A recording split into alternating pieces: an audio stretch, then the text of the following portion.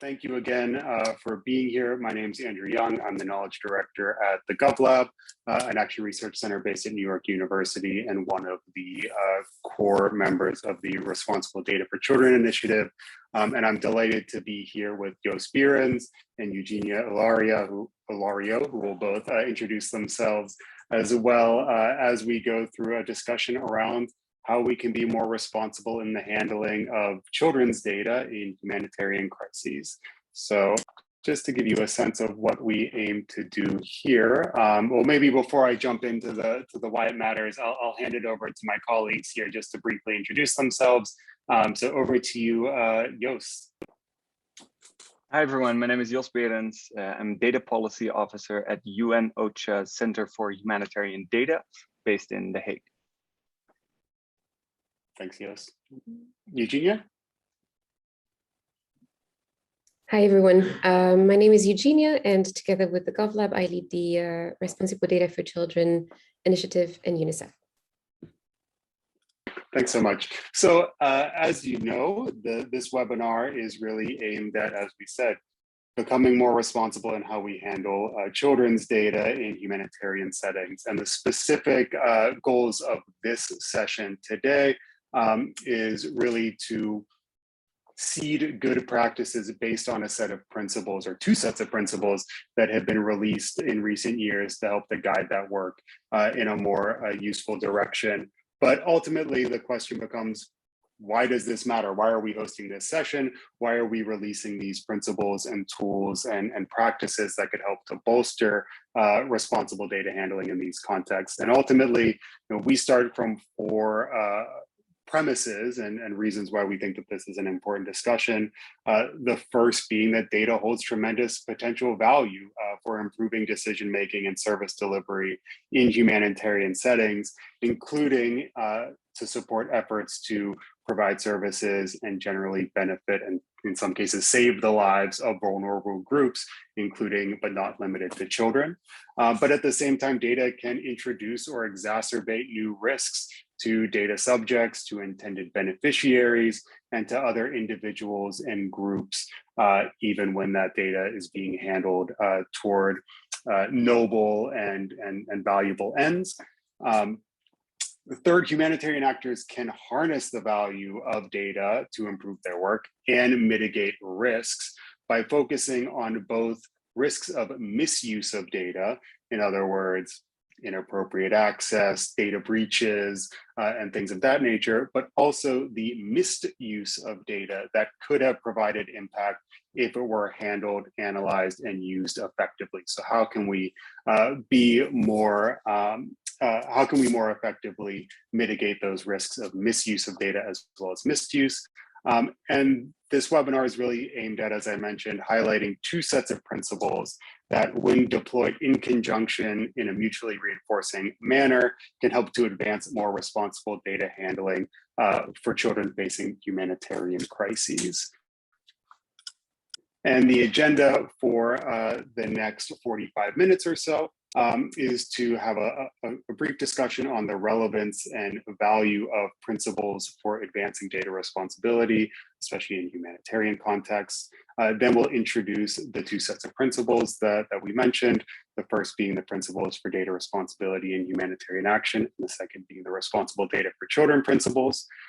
Then we will briefly reflect on how these two frameworks can be complementary when handling children's data in humanitarian contexts. And then finally, we will provide a few recommended practices and ways forward to help practitioners put these principles into practice in their humanitarian work. So that is the plan for the next, as I said, 45 minutes or so. And now I'm happy to hand it over to Jos to speak a little bit about the value of principles to inform responsible data handling in various contexts. So over to you, Jos. Great, thanks so much, Andrew, and hi again, everyone. So as Andrew mentioned, I'll start off by speaking a little bit to why we have these principles for data responsibility in humanitarian action in the first place, right? So We've probably all seen quite a few guidance or policy documents be published on data management in humanitarian action. I imagine that an audience to a session like this is quite niche, and so we've probably all seen a few. And a lot of these documents contain sets of principles. But why do we have these principles in the first place? So to me, I think there's three key reasons. One is that humanitarian data management is becoming more and more complex. And this is also something that was stressed by our former USG and Emergency Relief Coordinator, Sir Mark Lowcock, earlier in this year on the launch of the IASC operational guidance on data responsibility. And I'll go a bit more into that document later on in the session. So he stressed that data responsibility is paramount as the humanitarian system collects and shares more data than ever before. And there really is this vast volume of data that's being collected and shared every day. So we need principles to underpin the way we manage that data. So the way we define data responsibility in response to that is the safe, ethical, and effective management of personal and non-personal data for operational response.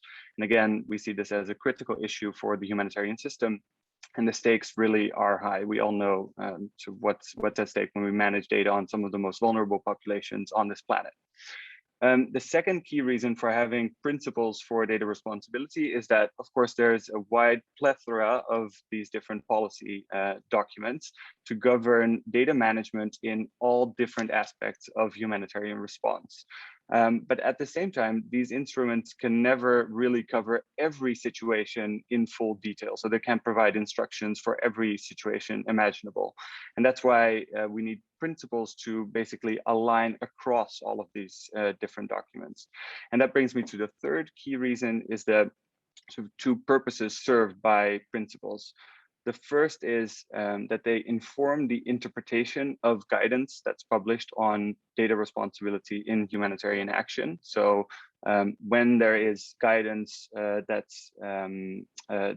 offers an instruction for something to do related to humanitarian data management, such as the development of a data incident management procedure, then principles will determine how that action is put into practice. So you can imagine when data incident management is set up, when an actual incident occurs, humanitarian practitioners are faced with the decision on whether or not to share information about such an incident with external actors. That decision can be informed by principles, right? So in this case, that can be the principle of transparency and collaboration that promote the sharing of this type of experience. But on the other hand, a principle of confidentiality can argue against sharing too much information. So those need to then be balanced in order to put this action into practice. The second purpose of having a set of principles is that they can guide action when there is no available guidance, right? So an example of that would be that in a sudden onset disaster where humanitarians have not had the chance to set up concrete guidance in a country or in a response, when a humanitarian organization is then requested to share personal data of beneficiaries, and there is no guidance that applies here, then principles can inform how to respond to such a request, right? So the principle for personal data protection will tell you then that there needs to be a legitimate basis for such a request. So this is how principles can be used in two key ways. I think I'll leave it at that for this slide, Andrew, and back over to you. Great, thanks, Jos. So with that in mind, let's discuss some of the principles that we're going to have as the basis for this discussion today. And first, I'll give a brief overview of the Responsible Data for Children principles before Jos has a chance to reflect on the principles for data responsibility and humanitarian action. So RD4C, or Responsible Data for Children Initiative, is a collaboration between the GovLab and UNICEF that was launched in 2019 to provide guidance, tools, and leadership to support the responsible handling of data for and about children, particularly in humanitarian and development contexts.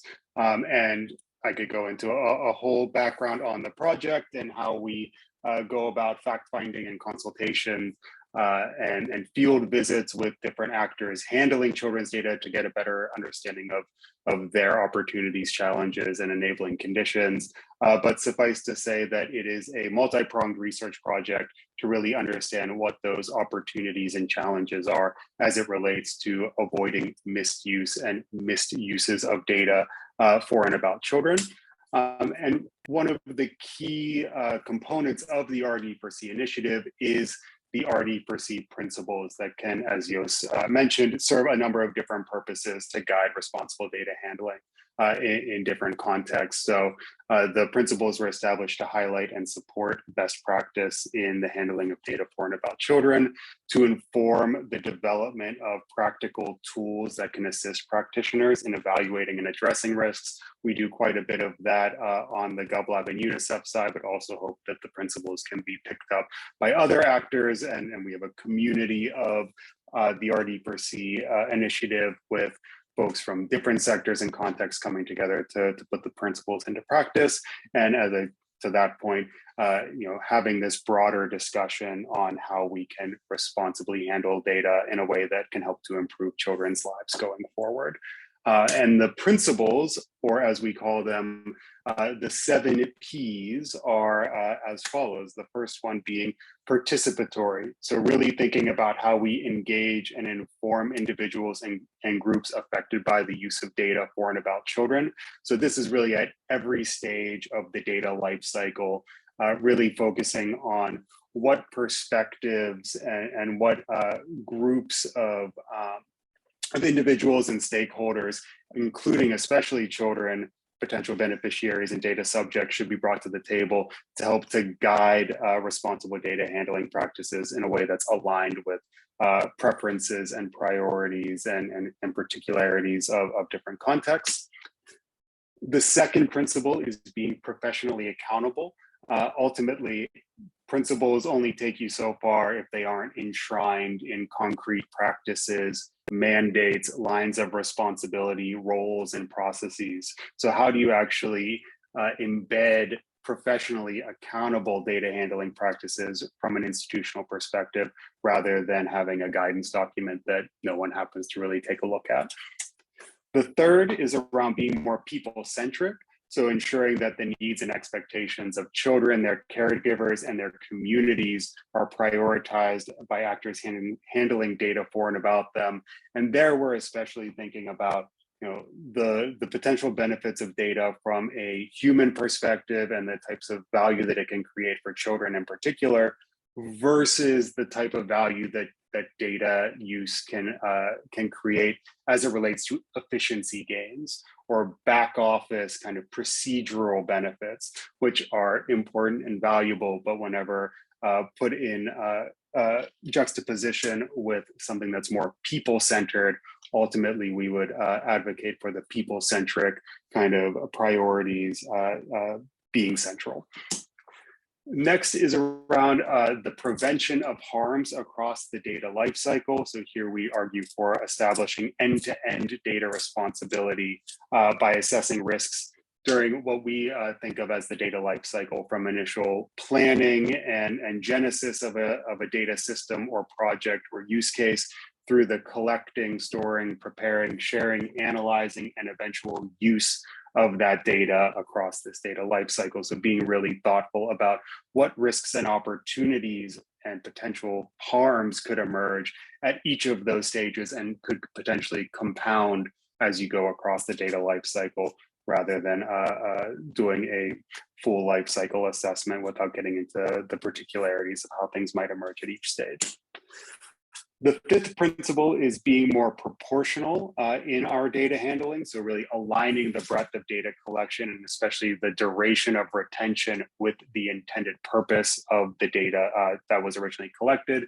So not holding data for long stretches of time that has little potential to create any meaningful value, or collecting data that goes far beyond what is actually needed to address the core priority or core questions that the data system or initiative is aiming to address.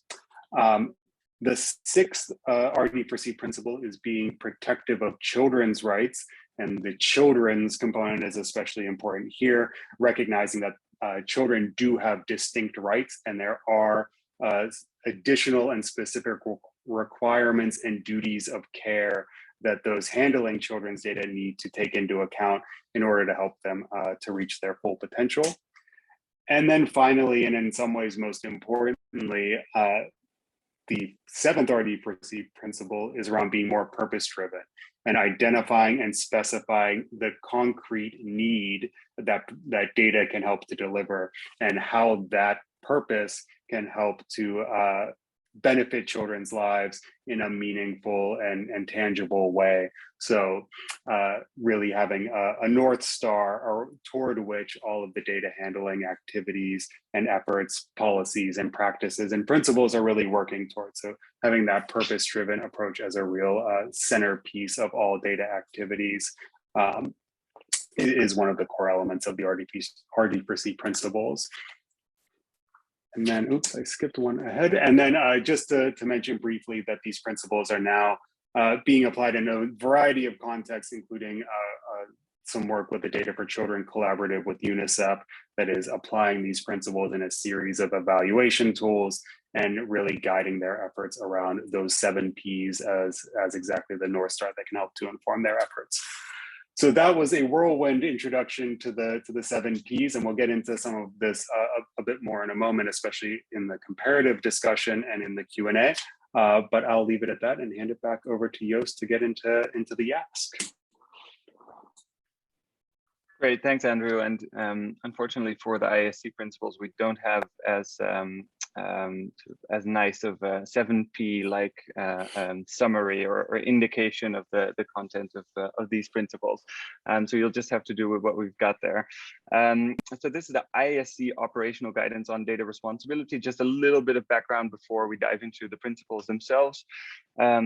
This document was developed under the auspices of the IASC, so that's the Interagency Standing Committee, which is a body of organizations that spans across the humanitarian sector, so not just limited to UN entities or NGOs or any other kind of entity, but really a collection of all of these different types of organizations. This operational guidance is now the key system-wide reference on principles, which we'll go into, but also actions and then roles and responsibilities for data responsibility. And it's a lot of responsibility in humanitarian action. Finally, we'll mention that this complements and is informed by existing guidance. So it's not meant to sort of replace or supersede all other data policies, but rather to act as a sort of stopgap for guidance in this space. Maybe we can go to the next slide, Andrew, and I'll show people the whole sort of set of organizations that collaborated on this work. So as I mentioned, it's a group of organizations across the humanitarian system. In this case, for the development of this guidance, the subgroup consisted of 20 organizations, which you see on the screen here, and the subgroup was led by IOM, us at OCHA, and then UNHCR. And the whole process took about a year, after which the IASC operational guidance was then endorsed and officially launched in February. Andrew, if you'll go to the next slide again. So, and then again, the next one. Within this document, we have introduced this set of principles. As with the rest of the document, this is based on a review of existing sets of principles that are already in place across the humanitarian system. So we reviewed about 40 different documents, if I'm not mistaken, with all different kinds of principles that together led to this text. The principles are meant to inform the safe, ethical, and effective data management in humanitarian response. So again, that the sort of 3 purposes of data responsibility that I mentioned earlier in the session. They're not meant to be used as a compliance standard, because the guidance given by principles like these is not precise enough to be sort of audited against or to be used for compliance monitoring. The principles reinforce the overarching or core tenet really of do no harm within the humanitarian system while maximizing benefits. So that's always the sort of balance that we try and work on here at the Center for Humanitarian Data. The principles reaffirm the centrality of affected people. They importantly include a principle specifically for the management of personal data. So that's something I'll go into a bit deeper in a little bit.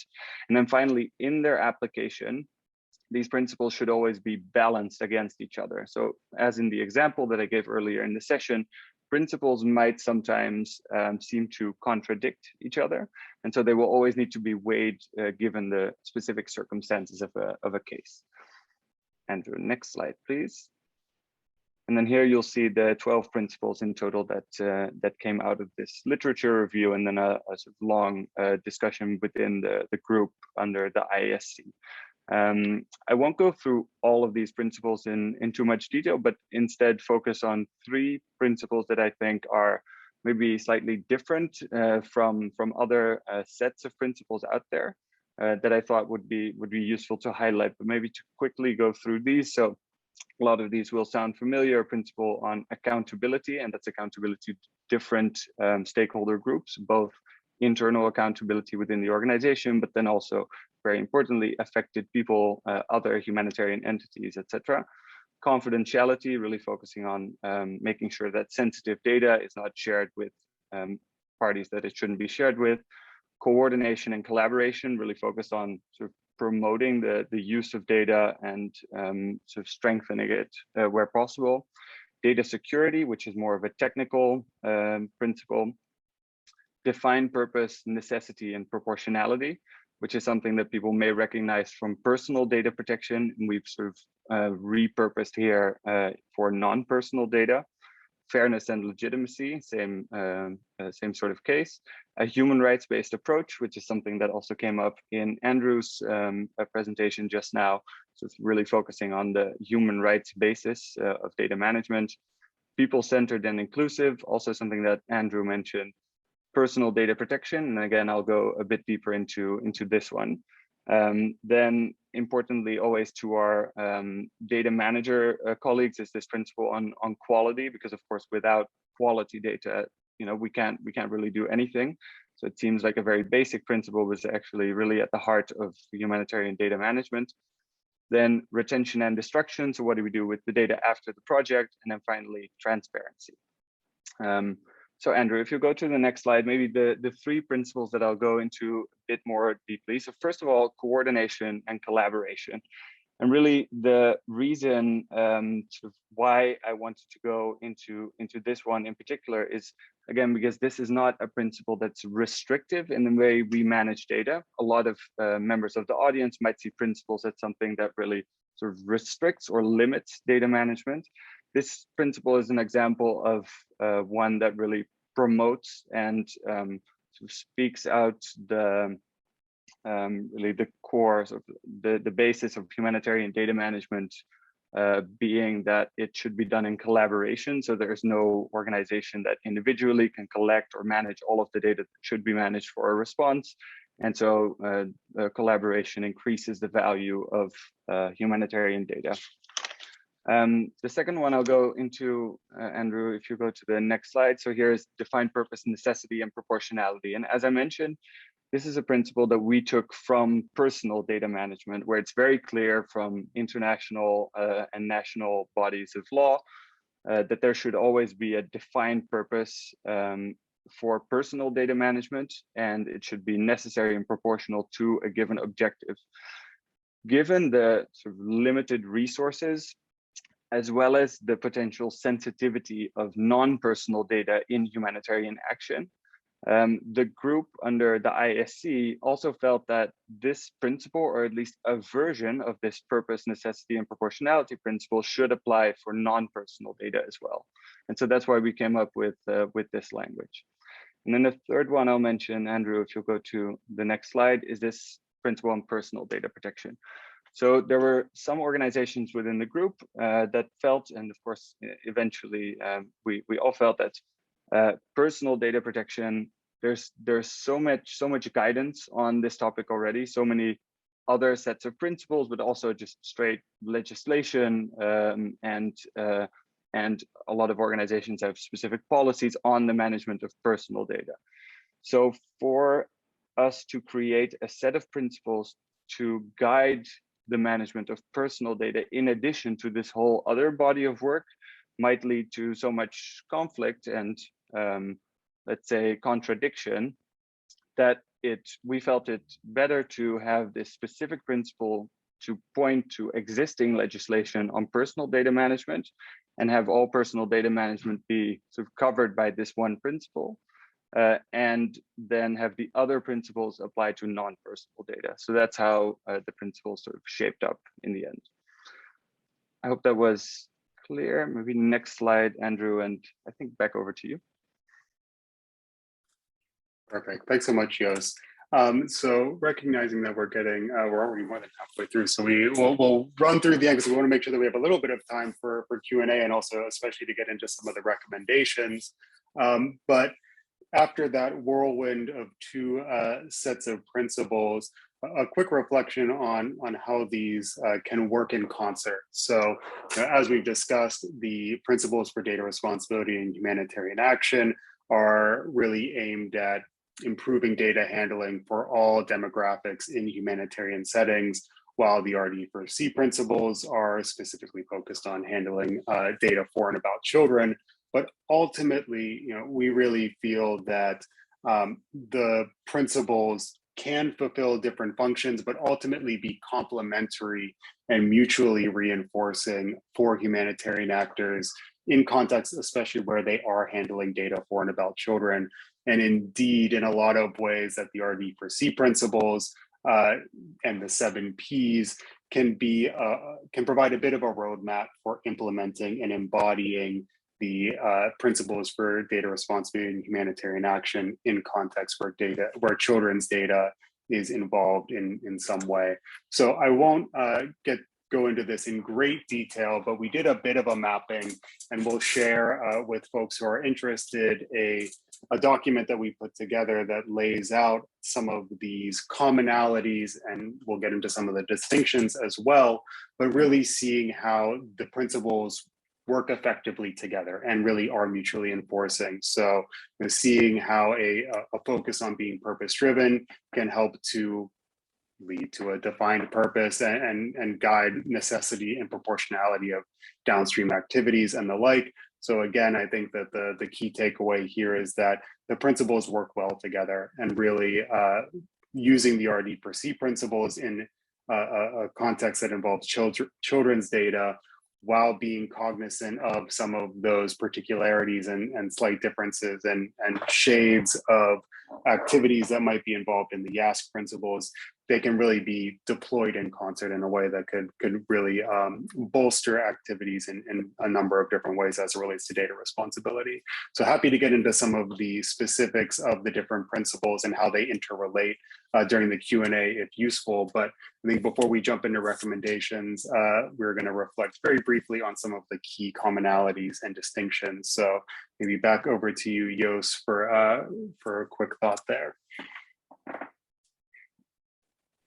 For sure, thanks, Andrew. And as you said, I'll be quite quick here. I think we've seen a lot of these commonalities already in the presentations that we both just gave, right? So the human rights or the rights-based approach already came up for both of us.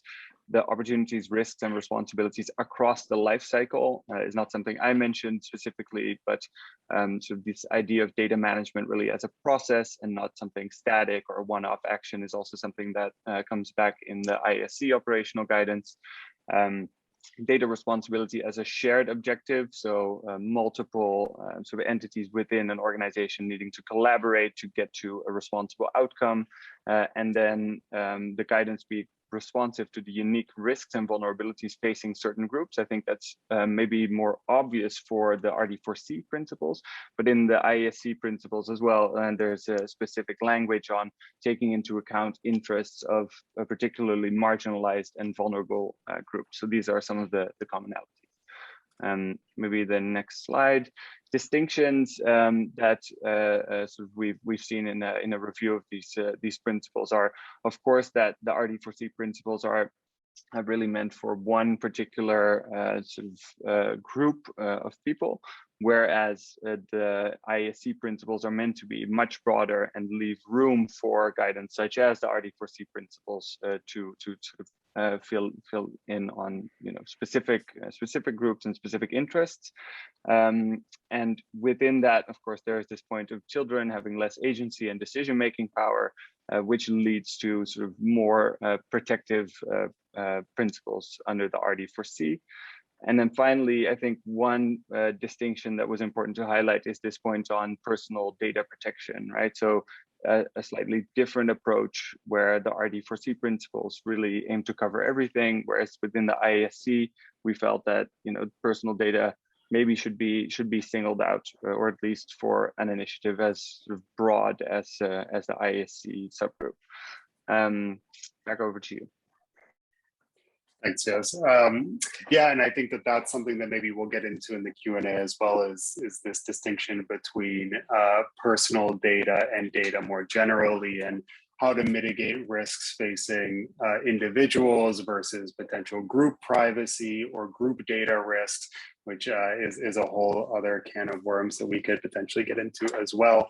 But next, we'll move into the really practice-based, practice-oriented part of the discussion here, where we'll share a few quick suggestions on some ways to put the principles into practice. So how do we actually take these frameworks and these sets of guidance materials and actually use them to change the way that we operate? So first off, a suggestion to really think about how can you audit and diagnose current practices in terms of technical, policy, and human infrastructure that impacts the way that we handle data in humanitarian settings, and specifically around data for children. So at the RD4C website in our toolkit, we provide a few different methods and strategies for actually going about auditing and diagnosing current practices and providing recommendations on how to bolster that work. So first, just a week or two ago, we released the RD4C audit tool, which provides 22 questions to assess responsible data for children. The audit tool goes through the who, what, why, when, and where, and how of implementing a data initiative or data system, and goes through a set of very specific questions around, are there certain processes and procedures in place that can help to embody the RD4C principles? So there's a few examples just on the screen here. To Jos's point on data quality, one of the questions to help improve the prevention of harms across the data lifecycle is, how do you actually go about ensuring that integrity and quality of the data collected is maintained? And what are some good practices to go about doing that work? So those kind of prompts and almost checklists of good practices and how they align with the principles is something that can provide a more tangible kind of roadmap and way forward beyond the somewhat higher level set of principles, which are really useful in guiding general practices. This can help to go a layer deeper in terms of operationalizing that work and really getting a sense of what current opportunities or gaps in current practice are in place given the current effort as it relates to data handling and responsibility. The second element that I would recommend from where I sit is around being more structured in how we go about tracking decision flows and lines of accountability. So back to the discussion around being more professionally accountable, but also recognizing that, as Jos mentioned, data responsibility is a series of processes, and it exists as a process rather than as a thing per se. And one of the elements that we've really diagnosed in our work is that across the data lifecycle, there are a great number of activities that go into how data is being handled and eventually used. And there are a number of decision points that are taken across that data lifecycle that then influence how those activities are undertaken. So to support the clarification of what those decision points are across the data lifecycle, and especially to improve the professional accountability of how those decisions are being taken, we've established this lightweight tool for mapping the decision-making flows across the data lifecycle and really taking into account what are the activities at play and the decisions associated with them. Who is responsible for undertaking those activities? So who's executing on these activities and these decisions? Who's accountable for those decisions and the impacts of how those decisions actually play out in practice? Who needs to be consulted or approve activities or decisions at different stages? And who needs to be informed and kept in the loop as this work progresses? And then finally, are there any relevant policy frameworks or regimes that need to be taken into account that would influence these decision-making processes? But getting a sense of that landscape of how decisions are being made and where those lines of accountability tend to point, and where there might be question marks or a lack of understanding on who's making what decisions toward what end, who's accountable for this stage, can be really useful in improving current practice and diagnosing some of those gaps and some of those procedural opportunities to better align current work with these principles that we've been discussing throughout this session. So those are a few recommendations from my end, but now I will hand it back over to Jos. Great, thanks, Andrew. And just also two short recommendations from my end. So the first is in the sort of application of the principles in practice. You know, whenever there's unclarity or you feel like you know, you need some support in doing that work in humanitarian response, we've set up the Data Responsibility Working Group. So this is a group that was launched after the IASC subgroup, which developed the operational guidance, shut down when the operational guidance was endorsed. And so it consists of a lot of the same members and then some new members that were added later. It's a group of really operational entities, so all humanitarian practitioner entities, that comes together and was formed to sort of monitor and support the implementation of the IASC operational guidance.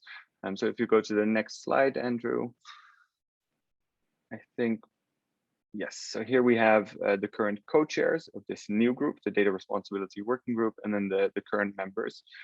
So this Data Responsibility Working Group is co-chaired by DRC, the Danish Refugee Council, and then again, IOM, OCHA, and UNHCR, and it has the members that you see below. So in applying the principles in practice, you know, this group is here for sort of advice on how to do that. So feel free to reach out to us, and there should be contact details, at least for us as the center, at the end of the presentation. If you go to the next slide, Andrew, you'll see here this sort of call to share experience of applying principles in practice. So this is the other really recommendation for when you are putting these principles into practice, is that under the IASC operational guidance, we're collecting this set of examples with two purposes, really. The first is to create a reference base for entities that, you know, are applying these principles and data responsibility more broadly, so that they can refer to how other organizations have tackled this. So we're trying to build that reference base. The second is that if we see a lot of distinction between the way these principles are being interpreted in different contexts, of course, that might be reason for us to sort of support more alignment across the humanitarian system. So those are really the key two purposes. And again, that can be done by reaching out either to us at the center or by reaching out to the Data Responsibility Working Group. I'll leave it at that. Thanks, Jos. And then I'm going to stop sharing the screen for a moment because I believe Eugenia has a couple of kind of higher level recommendations for how we can go about this work as well. So over to you, Eugenia. Thank you, Andrew. I think both you and Jos have said the important things. Just a general takeaway from my end that we often say that data is everyone's business, but it's also everyone's responsibility. So what can we do at our individual level and also at organizations level to enhance data responsibility? So at your own level, whatever sector you you work in, you can walk the talk and be a champion and try to apply the principles that we have been talking about, RD4C and IASC. You can use the tools that Andrew has mentioned. They're at your disposal and open access. Get inspired by the best practices in handling in the handling of data. I'm sure there are a lot of examples coming from the Center for Humanitarian Action. We have a series of case studies on the RD4C site. So this is how you can see what other sectors and contexts have been doing. Leverage the use of platforms such as the Data Responsibility Working Group to collaborate with other key actors. We've seen the breadth of actors that are there. So you stay abreast of the latest developments in the area and you basically contribute to it. So I think we need individual awareness and effort to enhance data responsibility. And I think what's good, and I'm lobbying for our work here, is that we don't talk about compliance, but just how can we all do better. And at institutional level, of course, our organizations, decision makers, senior management should make sure that their resources, financial and human, to make sure that we strengthen these data systems and activities that we have, so that all this is a safer vault for the data that we handle for and about children or other groups, and not only in humanitarian context, but also beyond. And we've seen that the principles are mutually enforcing. So we need to institutionalize and embed these principles into our work. And for that, we need a deliberate intention from our organization. So I very much look forward to seeing how data responsibility will evolve in the coming years, and which role we can all play in that. Thank you. Fantastic. Thanks so much, Eugenia. So that is it in terms of our presentations, but we're eager to open the floor to any questions that the folks on the call might have. And I see a hand. It looks like, I doubt your name is Galaxy J7 Duo, but whoever is on the Galaxy J7 Duo, if you have a question, feel free to share that. Oh, and I see chat too.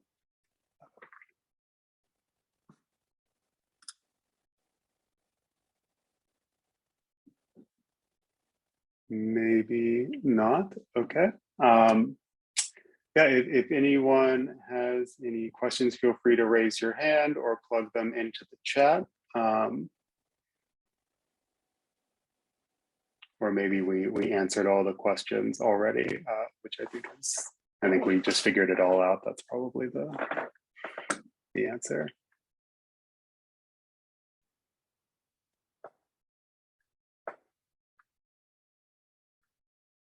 All right, well, if there are no other questions, maybe I'll throw one on the table, just because we did mention this distinction, Jos, between the personal data protection and the more general kind of data responsibility or data handling in general terms.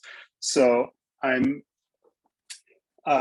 guess my one question I have, and this is something that's based on some of our work, is whether, and Eugenia, obviously eager to get your reflections as well, is how can we more effectively articulate the need for data responsibility as it relates to aggregated or statistical data? Because that's something that I think we've seen a lot, where there's a clear risk profile around an individual child or individual who's engaging with a humanitarian service of some kind, handling that data effectively. That's pretty clear why that's important. But I think that we've all been in discussions where the message has been, well, this is aggregated data, so it's all fine. We have nothing to worry about. So while I think that the distinction between the two is important, how can we kind of make the case that they both require some kind of data responsibility strategy or response? I think that's an excellent question. I'm happy to answer, but I've also already been talking a lot. So Eugenia, just if you want to go, then go ahead, and otherwise I'm happy to go. Great. All right, so I'll keep going. So I think you're right, Andrew, that all of us have been in a lot of these conversations, and over the past maybe like 8 years or to a decade, I think there have been a lot of developments in this space of personal data protection, both in humanitarian response and outside of it, right? So this is now a pretty commonly recognized issue. Whereas for non-personal data or non-personal sensitive data, whatever way you want to frame it, some people call it group data. All of these things might be slightly distinct. That discussion is, I think, ongoing and starting to happen, but it's not yet as mature.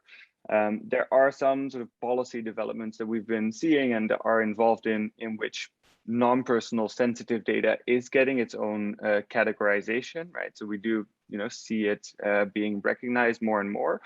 But I think one issue around it is that, as you say, the risks are less clear and less tangible, right? So if there is a risk for a whole group, how do we measure when that materializes? And what does a risk to a group look like versus a risk to an individual person?